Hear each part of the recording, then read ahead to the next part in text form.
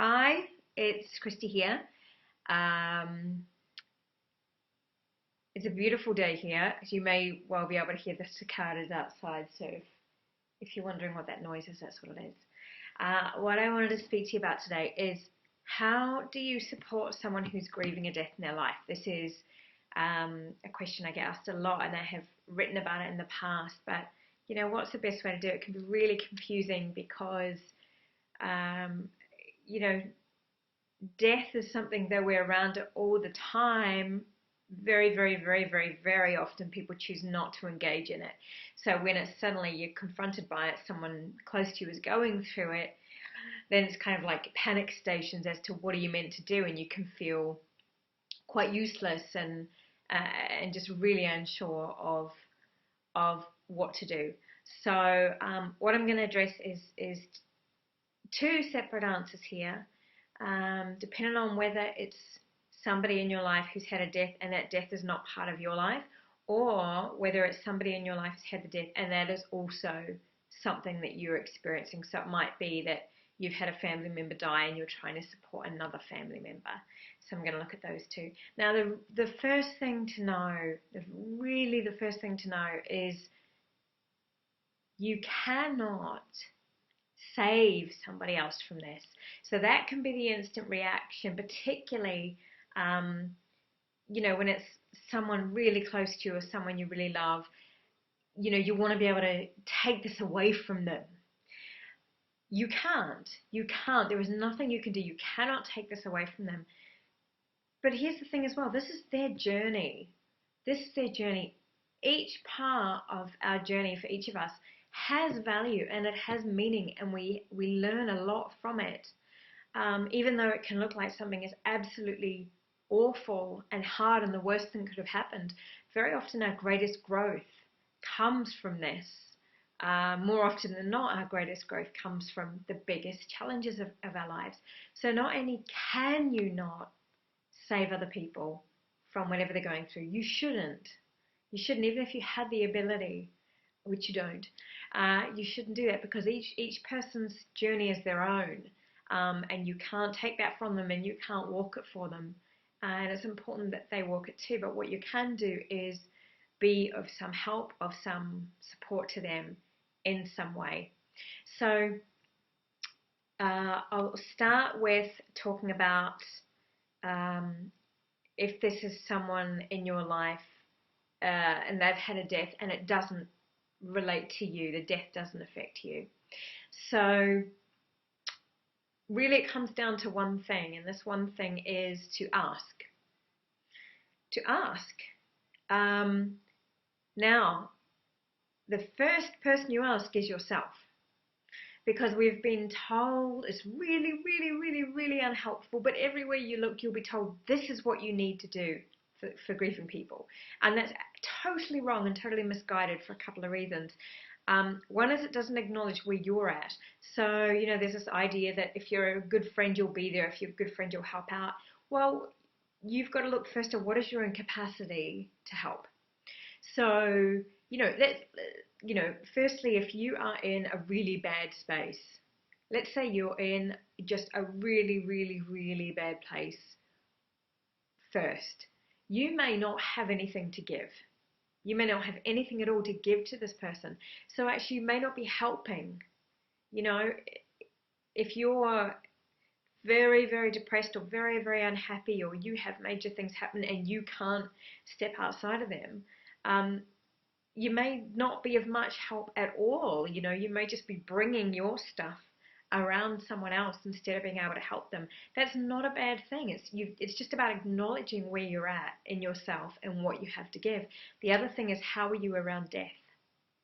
How are you around death? Again, it's this expectation that if you're a good person, you're a good friend, you'll just be there. But so many people are terrified of death, are completely unequipped to be around it, and actually can just panic and become more a hindrance than anything else. So just know for yourself, can you be around this? And there are some cases where you may know you cannot, and it may be that just death terrifies the living daylights out of you and you aren't ready to face that. It may be that you've had deaths in your life and you haven't processed those and you are still in your own pain and you know, this is challenging, you just can't get through that to be able to be there for this person. And it's not a bad thing. It's just about acknowledging where you're at, knowing what you have to give. You know, if you want to give someone some money, you've got to look in your wallet and see what you've got first. And that's all this is, knowing where you're at in your own energy and knowing what you're like around death. And then what you're able to give to someone. So, you know, don't go saying to someone, call me night and day. If they were to call you at 3 in the morning, you would freaking panic, you know? You may be fine with that, and in that case say it, but you know, only offer what you know you can give. Don't say I'll come around and babysit or something if you're terrible with kids. You know, that's a really practical example. So just be aware of what you can offer and offer that honestly. So that's the first thing, is to ask yourself, check where you're at, check what you can give, what you're able to give. And as I said, it's not a judgment on are you a good friend or not a good friend, a good person, not a good person. We've been fed those lies as well. It's just about acknowledging where you're at and what you have available to give. Like I said, it's like looking in your wallet and acknowledging what you actually have in there that you can give. Once you've done that, the next step is to ask the person. So, you know, there is no hard and fast rule. It's here is what to do. Here is what to say. Here is what you should offer. Each person is different. You know, we're all completely different people, and we can change day to day, and especially going through something like a death, you know, your emotions can be very up and down, and what somebody wants from you one day, they may not want the next. So it's about asking them, you know, is there anything I can do to help you? Would it help if I did this? You know, would you like to hang out sometime? Would you like to, would you like to speak about this sometime? Would you prefer not to speak about it? Because otherwise you don't know that, and I can't tell you what the option is for this person. Maybe this is someone who right now they don't want to talk about it. Maybe they do want to talk about it. Maybe they want to spend time with you and not really talk about it, and they'd rather go to the movies or something. Maybe they just want to be left alone. But you don't know that unless you ask. So there is no set of rules. And the thing around that is to not take it personally if you don't get a good response. If someone doesn't like being asked, if they think you should know, if they're not happy that you haven't offered a certain type of help, if they feel you've offered too much help, that's, you know, don't take that personally. That's on them. And they can choose to take responsibility for their behavior or not. But you can't be responsible for how that lands. You have no idea what the other person may want, how they may be reacting today. Something you say to them today or offer today may be great, and then tomorrow, for some reason, they don't like it. So again, you know, ask and offer, and don't take it personally if you don't see quite the exact thing they'd like, or you've done quite the exact thing they like. So that's, you know, how you help someone. First, ask yourself what you're able to give, and then ask them what they'd like from you. And if they don't know now, you can keep asking. If they say, oh, nothing, you know, there's no reason why you can't check in another day or check in next week and check in to say hi, or ask them again if you have the capacity to offer something to them. Changes a little bit in terms of if it's a death you're going through as well.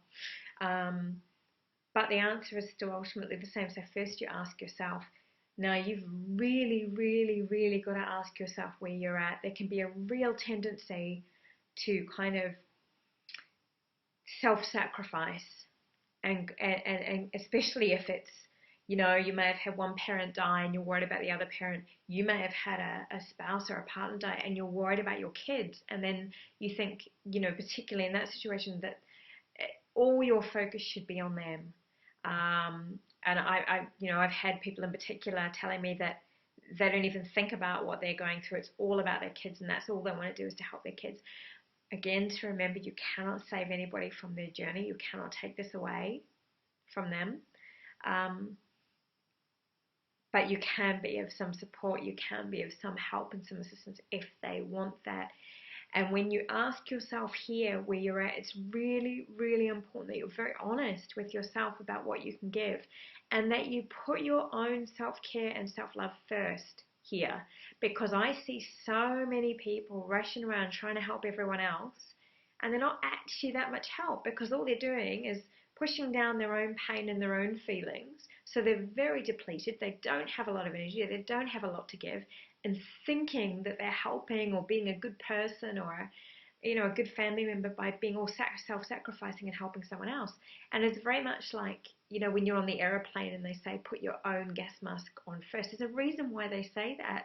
Because if you are oxygen depleted and you are faffing around trying to get other people's masks on, you may actually not be much use at all. As much as it's tempting to kind of immediately do that for someone else, you're just not necessarily going to be that much helpful. And the more oxygen depleted you are in that situation, the worse it's going to be. You're fumbling away, you start getting confused, you start hallucinating, you don't even know what you're doing. Get your own gas mask on first. It's not selfish. You do that so that you can help others. If you have someone in your life that you are worried about going through the same death that you are, you look after yourself first. If you want to help them, you need to make sure you have something to give them. If you have an empty wallet, you are not helping yourself and you are not helping them by thinking that you have something to give them. Take the time to make sure you're okay. Take the time to look after yourself and show yourself some care and love through this time, so that then you do have something else to offer. That's really, really, really, really important. I see it so often touted as this really giving, caring thing to put yourself aside and help others. It's not. It's in some cases not at all helpful. In some cases, you end up being more of a hindrance than a help, because you're just taking your own pain and your own issues and your own lack of self-love around someone else. So do that step first, check in with yourself, and then again ask them. Even if it's children, ask them, do you want to talk about it? Do you not want to talk about it? Do you want to go somewhere?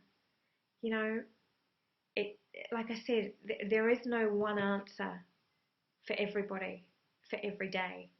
It's going to change for each person, and it's going to change day to day in terms of what might be helpful for them, what they want or don't want. Okay, so to sum it all up, what you're doing is first asking yourself what you're capable of giving in both situations and being honest. Remember, it's not about whether you're a good or bad friend. It's about being honest about what's in your wallet. What do you have to give? Then ask them. Ask them what they want, and don't take it personally if they don't react well, or what they wanted you to do yesterday they don't want you to do tomorrow, or something like that. And that's really the best and the easiest and the simplest way that you can help someone else if they wish for your help. You can't help them if they don't want it. If you're trying to help someone that doesn't want help, that's not helpful. So as well, I would say be really aware of anything you've read or anything you've been told about this is what you should do, this is what you should say, this is how to behave, because you're always going to find some people that agree and a bunch of people that go, well, no, I didn't want that done for me, I didn't like that said to me. It is so individual. So it's just about remembering to honor the individual, honor yourself as an individual, honor them as an individual. Okay, so I hope that has been helpful. If you have any thoughts to add, you can pop that down below in the comments, and otherwise I will see you very soon.